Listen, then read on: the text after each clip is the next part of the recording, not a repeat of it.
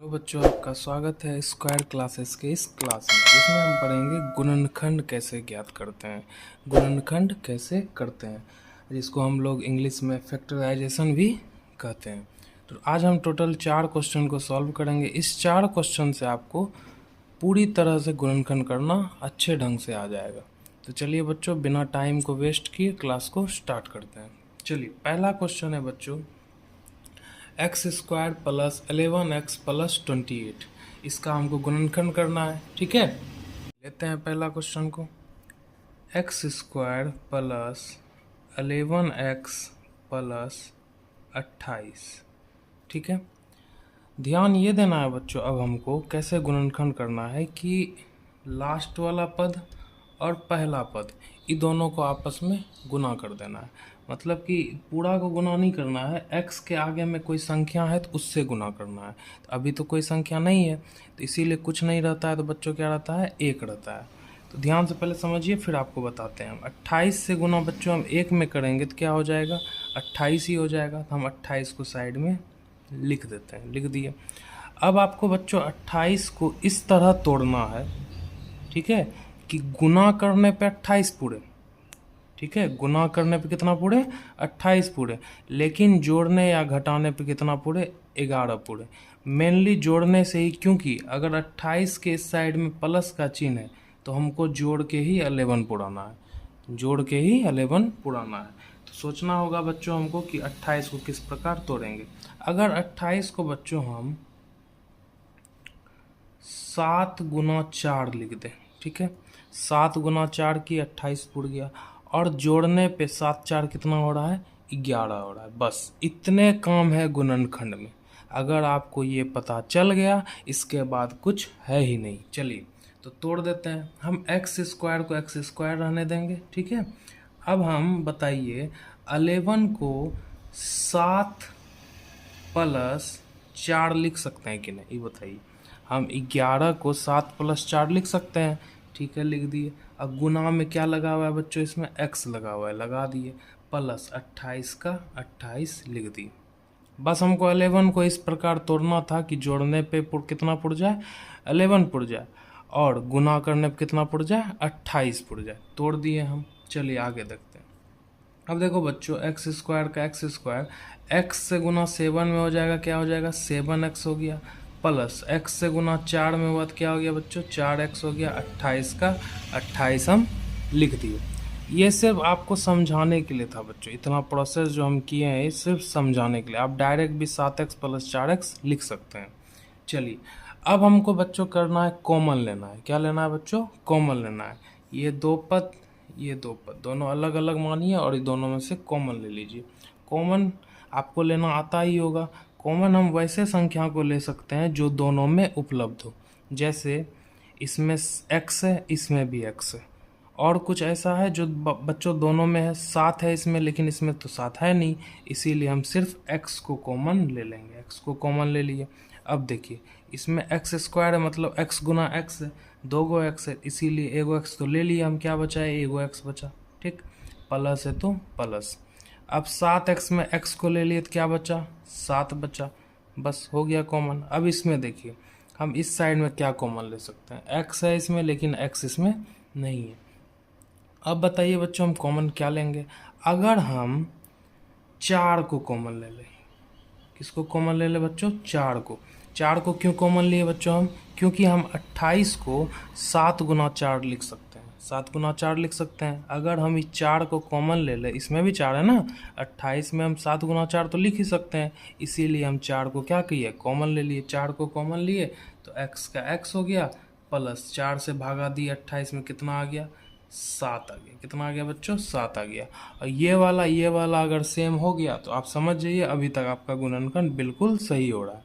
अब बच्चों ये दोनों में, ये पूरा में हम क्या कॉमन ले सकते हैं, x प्लस 7 को कॉमन ले सकते हैं, तो हम ये पूरा को ही कॉमन ले लेंगे।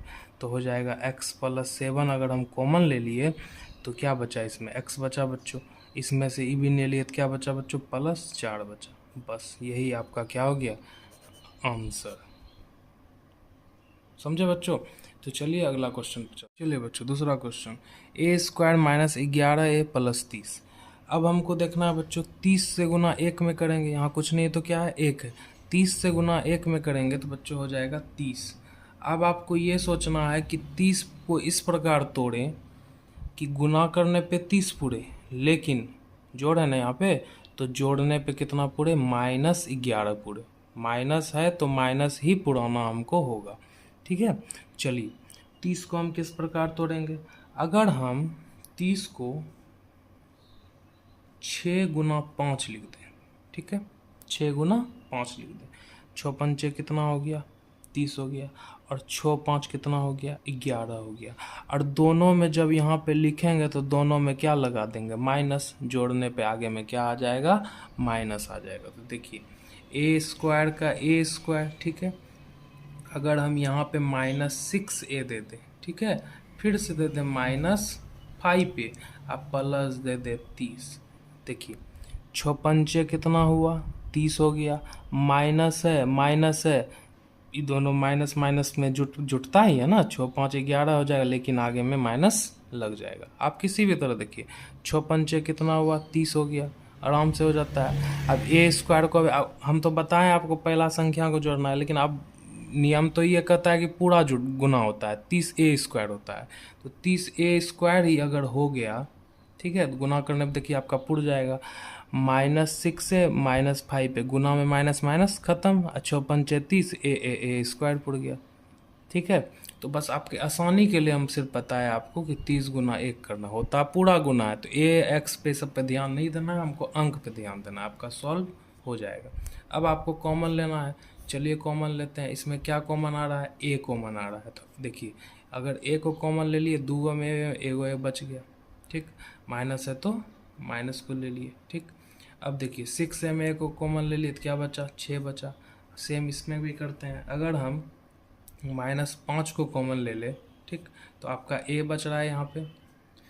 5 को कॉमन कैसे लिए, आप पूछिएगा सर इसमें 30 में 5 कहाँ है, 30 में 5 है बच्चों, देखिए 6 गुना 5 30 को लिख सकते हैं ना, तो आप हम 5 को निकाल लिए, 5 को निकाल लिए तो क्या बचा मेरे पास, 6 बचा। लेकिन एक बात ध्यान ये देना है, जब भी आप चिन्ह को कॉमन लेते हैं तो अंदर का चिन्ह बदल जाता है। हम यहाँ किसको कॉमन लिए हैं, माइनस को, इसीलिए ई प्लस किस में बदल जाएगा, माइनस में बदल जाएगा। यहाँ पे क्या बचा मेरे पास, 6 बचा। तो अब देखिए अब हम इसको कॉमन ले लेंगे, a-6 को ही कॉमन ले लेंगे क्योंकि दोनों में है, ले लिए। अब मेरे पास क्या बचा, इसमें से कॉमन लिए तो a बचा, इसमें से ही कॉमन लिए तो -5 बचा, बस आपका आंसर निकल गया। चलिए बच्चों चलते हैं नंबर 3 पे। तो 3 वाला क्वेश्चन जो है 2 पद का गुणनखंड है, इसको सिंपल तरीके से कर देंगे, इसमें कुछ ज़्यादा दिक्कत है नहीं। ऐसा जब गुणनखंड आपको करने को मिले तो आप क्या करिएगा, सबको तोड़ दीजिएगा, ठीक है। हम 6 को बताइए किस प्रकार लिख सकते हैं। हम 6 को 3 गुना 2 लिख सकते हैं, लिख दिए। अब ए स्क्वायर है तो हम इसको ए गुना ए भी लिख सकते हैं, लिख दिए।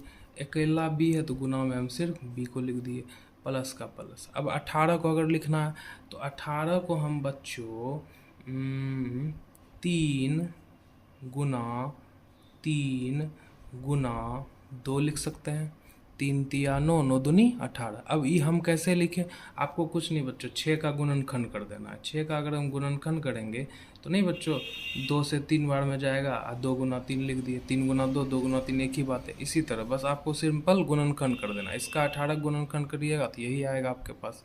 तो अब लिखेंगे हम गुना में ए, गुना में बी, गुना बी लिख दिए, ठीक। अब जो दोनों में है वो निकाल लेना है। आप देखिए 3 3 दोनों में है तो 3 कॉमन आ गया, ठीक। और देखिए बच्चों क्या है, 2 भी है 2 भी है तो और 2 कॉमन आ गया। और देखिए बच्चों क्या है, ए है दोनों में ए है तो ए भी कॉमन आ गया। और देखिए क्या है, बी है बी भी आपका कॉमन आ गया। अब तो कुछ नहीं है, यहाँ 2 गो है लेकिन यहाँ 1 गो है, इसीलिए हम एगो 1 कॉमन लिए। यहाँ एगो बी है, यहाँ 2 गो बी है, हमको दोनों बराबर चाहिए होगा तब ना हम 2 गो बी कॉमन ले लेंगे, लेकिन इसमें 1 गो था इसीलिए हम एगो के लिए। अब हमको देखना है बचा क्या, 3 को लिए 2 को भी ले लिए, ए को भी ले लिए, बी को भी ले लिए, बचा मेरे पास सिर्फ ए, ठीक। 3 को भी ले लिए, 2 को भी ले लिए, तो एगो 3 बचा है मेरे पास, ठीक। ए को भी ले लिए, बी को भी ले लिए, तो 3 बी मेरे पास बचा हुआ है। क्या बचा हुआ है बच्चों, 3 बी मेरे पास बचा हुआ है। तो जब अब इधर से गुना कर दीजिए, 3 दूना 6, ए गुना बी हो गया A B into A plus 3b, आपका क्या हो गया आंसर हो गया। अगर आप इससे इसमें गुना करिएगा तो आपका सेम क्वेश्चन बन जाएगा। ठीक है बच्चों, हम उम्मीद करते हैं आपको समझ में आ रहा होगा। तो चलिए बच्चों हम देखते हैं नंबर 4 के क्वेश्चन को देखते हैं। सेम जो पहले बता रहे थे उसी टाइप का क्वेश्चन है। ठीक है, नंबर 4 क्वेश्चन सेम उसी टाइप का क्वेश्चन जो पहले हम बनाए हैं, जिसमें हम करना कि ये है कि पहला पद और लास्ट वाला पद को आपस में गुना कर देंगे। तो 5 गुना 1 कितना पड़ गया बच्चों, 5 पड़ गया। अब 5 को इस प्रकार तोड़िए कि आपका कितना पड़ जाए, 6 पड़ जाए। तो हम 5 को तोड़ दिए 5 गुना 1 पे।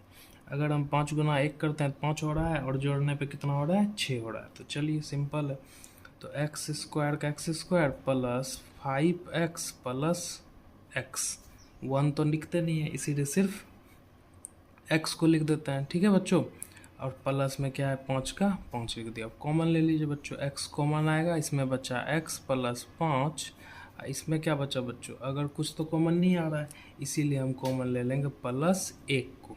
1 तो सब में, यहाँ पर भी कुछ नहीं है तो क्या है 1 है। अब 5 को 5 गुना 1 तो हम लिख सकते हैं, इसीलिए कुछ बदलेगा नहीं, बस x प्लस 5 ही आ जाएगा। देखिए दोनों सेम हो गया। तो अब इसको कॉमन ले लीजिए, x प्लस 5 को हम कॉमन लिए तो मेरे पास क्या बचा, सिर्फ x बचा। इसको हम कॉमन ले लिए तो सिर्फ x है ना बचा बच्चों, तो x लिख दिए, और इसको कॉमन लिए तो प्लस 1 बचा। बस हो गया आपका आंसर। उम्मीद करते हैं बच्चों आपको अच्छे ढंग से समझ में आ रहा होगा। तो कृपया करके बच्चों चैनल को सब्सक्राइब करें, लाइक करें, अगर वीडियो पसंद आता है तो अपने दोस्तों में शेयर करें। थैंक यू बच्चों।